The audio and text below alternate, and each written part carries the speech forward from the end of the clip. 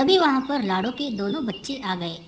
तभी उनमें से एक बच्चे ने कहा, कौवा मामा, हमें कहानी सुनाइए ना, हमारी माँ हमें कहानी नहीं सुना रही। तभी कालू बोला, अरे नहीं बेटा, मुझे कहाँ कहानी आती है, कालू मामा सुनाइए ना। माँ ने कहा, आप बहुत अच्छी कहानी सुनाते हो, सुनाइए ना प्लीज़। अच्छा ठीक है बाबा, सुनाता हूँ। अच्छा सुनो। और हाँ बेटा, ये कहानी काल्पनिक नहीं है, ये सच्ची कहानी है। तो चलिए मैं आपको सुनाता हूँ। ये कहानी तब की है जब मैं जवान था। बहुत समय पहले की बात है।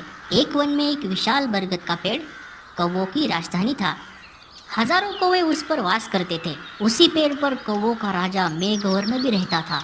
बरगद के पेड़ के पास ही एक पहाड़ी थी जिसमें असंख्य गुफाएं थी। उन गुफाओं में उल्लू निवास करते थे। उनका राजा अरिमर्दन था। अरिमर्दन बहुत पराक्रमी राजा था। कौवों को तो उसने उल्लुओं का दुश्मन नंबर 1 घोषित कर रखा था। उसे कौवों से इतनी नफरत थी कि किसी कौवे को मारे बिना वह भोजन नहीं करता था।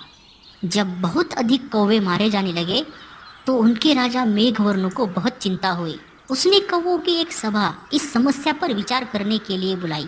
मेघवर्ण बोला, मेरे प्यारे कौवों, आपको तो पता ही है कि उल्लुओं के आक्रमण के कारण हमारा जीवन असुरक्षित हो गया है। हमारा शत्रु शक्तिशाली भी है और अहंकारी भी है। हम पर रात को हमले किए जाते हैं। हम रात को देख नहीं पाते। हम दिन में जवाबी हमला नहीं कर पाते क्योंकि वे गुफाओं के अंधेरे में सुरक्षित बैठे रहते हैं। फिर मेघवर्ण ने सियाने और बुद्धिमान कौवों से अपने सुझाव देने के लिए कहा। एक डरपोक कौवा बोला, हमें उल्लुओं से समझौता कर लेना चाहिए। वह जो शर्त रखे हम स्वीकार करें। अपने से ताकतवर दुश्मन से पिटते रहने में क्या होशियारी है। बहुत से कौवों ने ਕਾਂ ਕਾਂ करके विरोध प्रकट किया। एक गर्म दिमाग का कौवा चीखा, हमें उन दुष्टों से बात नहीं करनी चाहिए। सब उठो, उन पर आक्रमण कर दो। एक निराशावादी कौवा बोला, शत्रु बलवान है, हमें यह स्थान छोड़कर चले जाना चाहिए।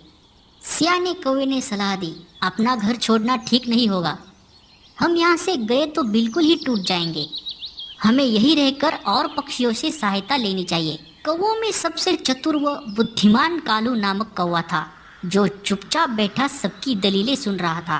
राजा मेघवर्ण उसकी ओर मुड़ा। महाशय, आप चुप हैं, मैं आपकी राय जानना चाहता हूँ। कालू बोला, महाराज, शत्रु अधिक शक्तिशाली हो तो छल नीति से काम लेना चाहिए। कैसी छल नीति, जरा साफ साफ बताइए कालू, राजा ने कहा।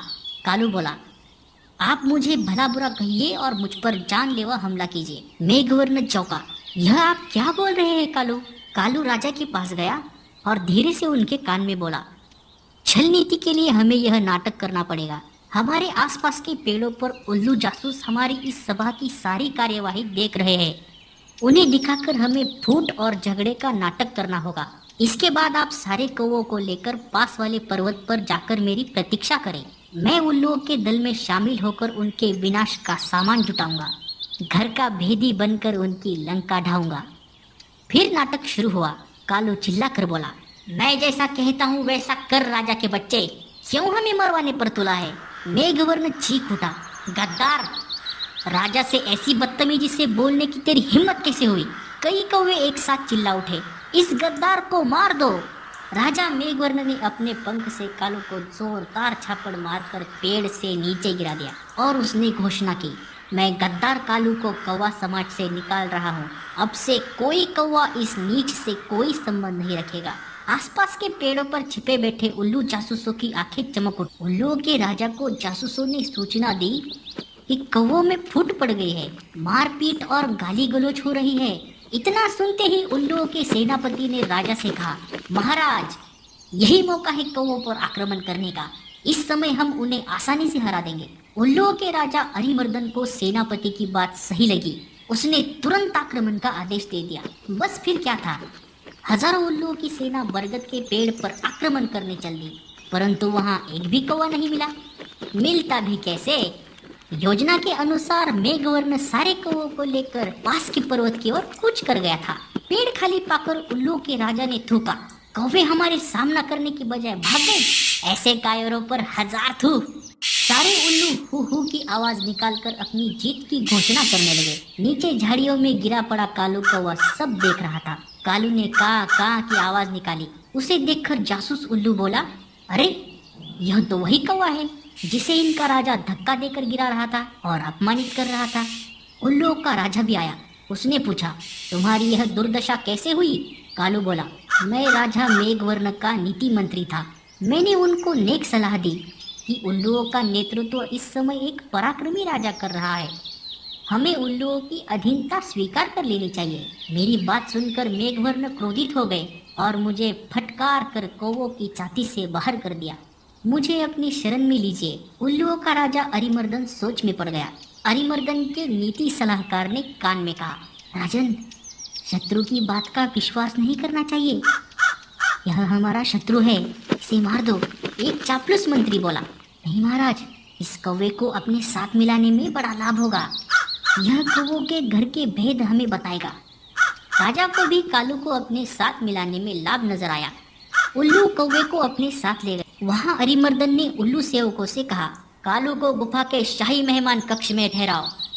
इन्हें कोई कष्ट नहीं होना चाहिए। कालू हाथ जोड़कर बोला, महाराज, आपने मुझे शरण दी, यही बहुत है। मुझे अपनी शाही गुफा के बाहर एक पत्थर पर सेवक की तरह ही रहने दीजिए। वहां बैठकर आपके गुण गाते रहने की ही मेरी इच्छा है। इस प्रकार कालू शाही गुफा के बाहर डेरा जमाकर बैठ गया। गुफा में नीति सलाहकार ने राजा से फिर से कहा, महाराज, शत्रु पर विश्वास मत करो। उसे अपने घर में स्थान देना तो आत्महत्या करने समान है। हरिमर्दन ने उसे क्रोध से देखा। तुम मुझे ज्यादा नीति समझाने की कोशिश मत करो। चाहो तो तुम यहाँ से जा सकते हो। नीति सलाहकार उल्लू अपने 2-3 मित्रों के साथ वहां से चला गया। कुछ दिनों बाद कालू लकड़ियां लाकर गुफा के द्वार के पास रखने लगा। सरकार, सर्दियां आने वाली है। मैं लकड़ियों की झोपड़ी बनाना चाहता हूँ ताकि ठंड से बचाव हो। धीरे धीरे लकड़ियों का काफी ढेर जमा हो गया।